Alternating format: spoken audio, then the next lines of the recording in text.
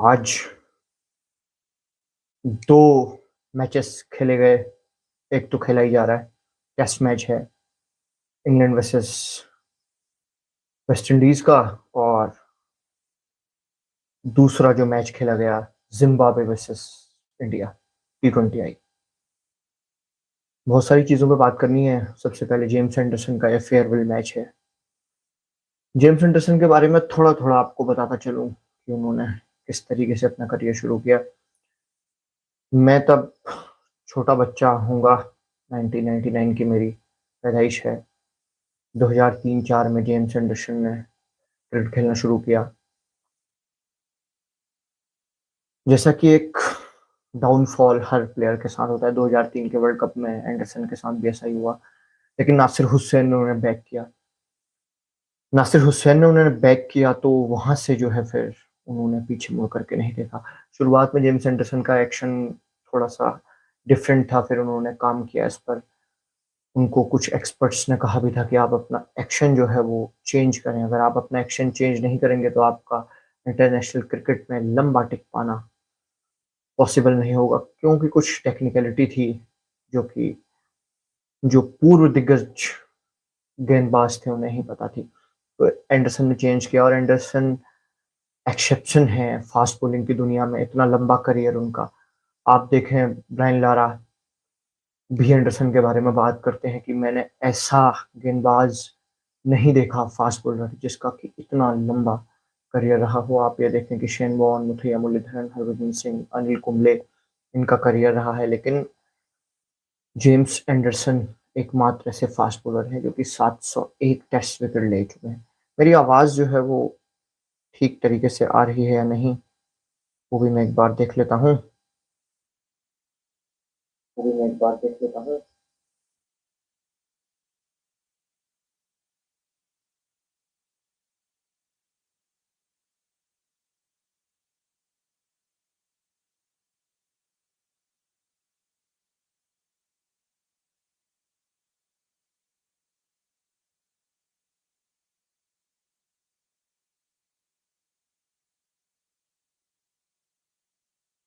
हाँ, मेरी आवाज़ भी ठीक आ रही है। तो एंडरसन के बारे में बात कर रहे थे। एंडरसन जो है वो एक कमाल का एथलीट है। इसके बाद जो है वो आज इंग्लैंड वर्सेस वेस्ट इंडीज का जो टेस्ट मैच रहा उसमें गस एटकिंसन जो है वो चर्चा का विषय रहे हैं। डेब्यू पर जिस तरीके से उसने प्रदर्शन किया, 5 विकेट हॉल अपने डेब्यू पर, चैनल बॉलिंग का जो उन्होंने मुजाहिरा किया वो काबिल तारीफ था।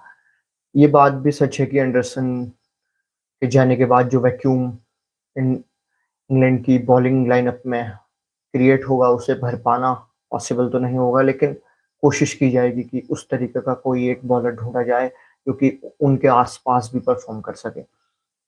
एंडरसन का कहते हैं कि एशिया में उतना खास रिकॉर्ड नहीं है, लेकिन 2012 की टेस्ट सीरीज कौन भूल सकता है जिस तरीके से उन्होंने सचिन तेंदुलकर को आउट किया था। और अभी इससे पिछली जो सीरीज हुई थी उसमें उनका परफॉर्मेंस उतना अच्छा नहीं था, लेकिन उससे पिछली वाली सीरीज में जिस तरीके से उन्होंने शुभमन गिल और अजिंक्य रहाणे को बोल्ड किया था सेकेंड इनिंग में रिवर्स विकेट की बदौलत, तो एंडरसन जो है वो कमाल के खिलाड़ी हैं। जिस तरीके के वो एथलीट हैं, काबिल तारीफ हैं। उन्हें जो है इतना लंबा खेलना ही था। अब बात करूंगा शुभमन गिल की। भाई, इतना सेल्फिशनेस नहीं होना है आपको। भाई, तू तू ये कर सकता था कि नंबर एक पर जो है अपना खेलने की बजाय अभिषेक शर्मा और जायसवाल से ओपनिंग कराता और नंबर 3 पर अपना खेलने आ जाता। ऋतुराज गायकवाड़ को तूने 4 नंबर पर भेज ही दिया था। अपना जो है आप के रन लग नहीं रहे थे 10-12 पारियों से, अर्धशतक बना नहीं था, तो आप जो है बैट कंधे में रखकर आ गए और इतने घटिया इनिंग आपने खेली। कोई अच्छी इनिंग नहीं, इतनी स्लो इनिंग आपने खेली। ऋतुराज गायकवाड़ और अभिषेक शर्मा जो कि पिछले मैच के हीरो रहे हैं, जिस तरीके से जिम्बाब्वे ने आपको पहला मैच हराया, तो आपको मैसेज देना है जिम्बाब्वे को कि हम वर्ल्ड चैंपियन हैं। आपको सारे के सारे मैच इतनी बुरी तरीके से जिम्बाब्वे को हराने पड़ते हैं। आज भी जो है हम हरा हुरा मैच जीते हैं। 159 रन तो उन्होंने बना दिए थे, 184 रन थे। अगर वो सिकंदर रजा थोड़ा सा अच्छा खेल जाता तो बन जाते। या सिकंदर रजा भी मुझे लगता है कि बाबर आजम या फिर शकीब अल हसन की तरह ही है, जब इसका मन करता है बॉल पकड़ लेता है, जब इसका मन करता है बैट लेके आ जाता है, लेकिन परफॉर्मेंस वही जीरो है भाई। कब जिताएगा अपनी टीम को तू? तो ये जो है वो कहानी है शुभमन गिल। भाई आपको बाबर आजम नहीं बनना है, आपको अपने लिए नहीं खेलना है। संजय मांजरेकर ने क्या कहा बाबर आजम के लिए पिछले वर्ल्ड कप में कि बाबर आजम ने 4,000 रन कहाँ बनाया मुझे पता ही नहीं है। और ये बात सच भी है, बाबर आजम ने 4,000 रन बनाए हमें कहाँ पता है? कौन कौन से रन बाबर आजम के जो कि पाकिस्तान की जीत में आए हों? उसी तरह शुभमन गिल का भी है भाई। आपको जो है मौके की नजाकत को देखना था। अब अभिषेक शर्मा को आपने जो है वो वन डाउन भेजा, वो नहीं कर पाया भाई। वो पावर प्ले में जो उसका रिदम सेट होता है वो वहीं से मारता है। एक बंदा जो ट्रेविस हेड के साथ ओपनिंग किया हुआ है, जिसको इतना अच्छा एक्सपीरियंस है, जो पिछले मैच से अपनी फॉर्म लेकर के आ रहा है, शतक है उसका, उसको आप अपने रनों के लिए, अपने खेलने के लिए जो है वो उसका नंबर चेंज कर देते हैं। और सेम चीज आपने जो है वो ऋतुराज गायकवाड़ के साथ भी करी। आप सेम टीम के साथ जाते ना यार, आपको क्या जरूरत थी जायसवाल को अंदर डालने की? जितेश शर्मा आप इससे पहले खिला रहे, रियान पराग को आप खिला रहे थे, आप उन्हीं को खिलाते। क्या जरूरत थी आपको? आपको कोई जरूरत नहीं थी यहाँ पर जो है वो इतने चेंजेस करने की। आप जीत रहे थे, आप ये मैच जीते, अगले मैच में जो है वो टीम बदल देते। और अगर आपको बदलना ही था, आपने मन बना लिया था कि ऋतुराज गायकवाड़ को आप 4 नंबर पे करेंगे, तो अपना 3 नंबर खेलने आ जाता भाई। तो यार वो इतना अच्छा खासा अभिषेक शर्मा, और पूरा जो है वो रिदम खराब हो गया उसका। अब ट्विटर पर ट्रेंड कर रहा है सेल्फिश सेल्फिश, तो वो होना ही है। ये जो है वो सूरत हाल है। बाकी आपको सबको पता ही है कि क्या सीन रहा है। क्योंकि एक चीज यार, मैं ये इंग्लैंड और इसके मैच पर भी कहना चाहूंगा कि 121 रन पे वेस्ट इंडीज की टीम गड्डी हो गई। ओपनर इतने अच्छे लग रहे थे, 31 रन तक कोई भी आउट नहीं था। वहां से जो है वो विकेट गिरना शुरू होते, लेकिन 88 रन के आसपास मेरे ख्याल से 3 आउट थे, वहां से जो है वो टर्न अप होना शुरू हुआ।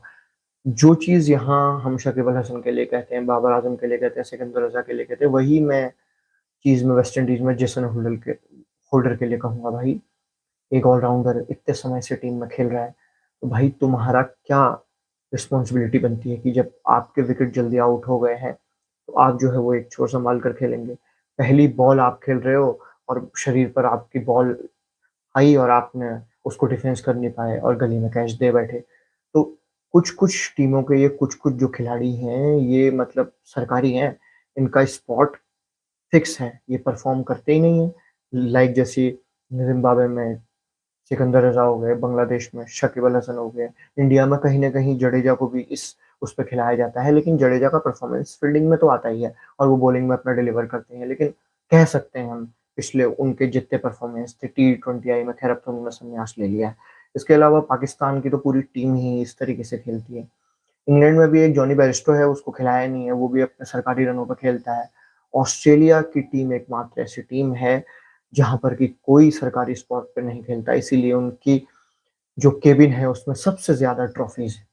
कहीं ना कहीं ये चीजें जो है वो इंडिया को भी देखनी पड़ेंगी। और इंडिया ने इस बार देखा अपने T20 वर्ल्ड कप में जिस अप्रोच से खेला, तो इंडिया जीता ना यार वर्ल्ड कप। विराट कोहली ने जो है वो सोच के आया था कि मैं मार के खेलूंगा। अब फाइनल में उसको जरूरत पड़ी कि एक छोर संभाल के खेले, उसने अपना नेचुरल गेम खेला। इससे पहले तक इंडिया जो है वो बगैर विराट कोहली के रनों की जीती।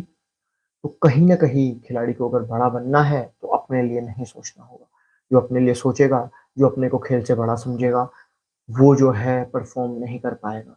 तो ये जो है वो तमाम सूरत हाल था। बाकी कल जो है वो बात करेंगे टेस्ट मैच को लेकर, और शतरंज के भी बहुत सारे टूर्नामेंट हो रहे हैं, मैं आज देख देख रहा था, उस पर भी बात करेंगे। इंडियन पहली बार ऐसा हुआ है कि इंडिया के टॉप 3 प्लेयर जो है वो वर्ल्ड की टॉप 10 रैंकिंग में है चेस में। तो ये भी एक बहुत प्राउड की बात है इंडिया के लिए। चेस पर कोई जो है वो बात नहीं करता है। अश्विन ने अभी ये अमेरिका में कोई चेस लीग है, उसमें अपनी चेस की टीम खरीदी है। तो इस पर भी बात करेंगे। तो आप सबसे रिक्वेस्ट भी है कि वीडियो को लाइक कीजिए, चैनल को सब्सक्राइब कीजिए, और कमेंट बॉक्स में अपनी राय देना ना भूलें।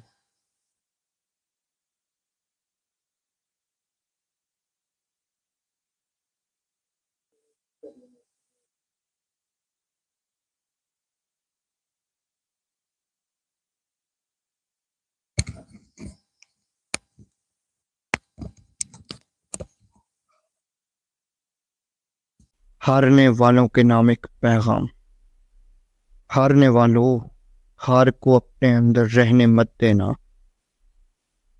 हारने वालों, हार को अपने अंदर रहने मत देना। जिस भी लम्हे हारो उस पल किसी के कंधे पर सर रख कर रो लेना। जिस भी लम्हे हारो उस पल किसी के कंधे पर सर रख कर रो लेना, या फिर किसी के सीने लगकर अपने दुख को आधा आधा कर लेना।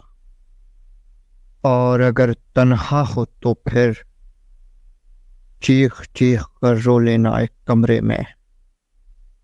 और अगर तन्हा हो तो फिर चीख चीख कर रो लेना एक कमरे में। भले ही इससे दुख कम ना हो, लेकिन थोड़ा मन हल्का हो जाएगा।